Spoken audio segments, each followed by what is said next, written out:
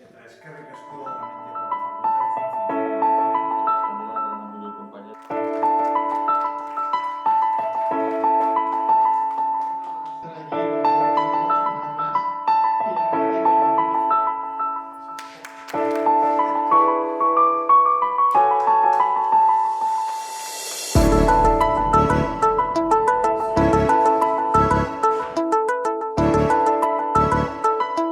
Bueno, gaur egun horren bogan dauzen etorkizun distopiko hietariko bat, ez da?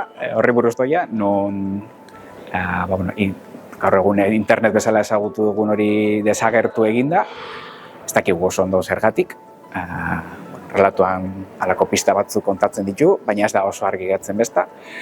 Eta gutxika erakusten du zelakoa izan zitekeen gizartea halako errekurtso gabe.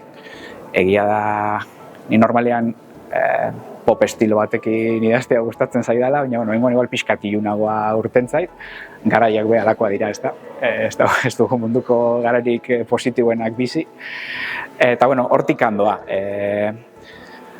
Misterio moduko bat sartu nahi nuen baita, nun gauzak etzeo zen oso argi, hasieratik misteriotxo bat planteatzen da, baina ez da argi geratzen benetan misterio hori existitzen da, edo ez da existitzen. Pixkat, berriz be gaur egun bizi dugun negazionismoan inguruko horretan, ez da, non informazioa badago, baina kontrainformazioa baita, batzuk gauzak esageratu dituzte, gezurrezkoak izatearen antza eukin dezaten, balako hainbat trama batu nahian, lehiaketa honen muina asko gustatzen zait, hau da. Ez da osari bat euskeraz idazten dutenentzat, ez da beste bat gazteleraz idazten dutenentzat. Garrantzitsuna mezua da, eta listo. Hori esan da, gustatzen zait beti euskarak bere tartetxoa izatea. Orduan, besterik ez bada ere, euskarazko presentzia minimo bat egon dadin, gustatzen zait parte hartzea. Gero esan dakoa.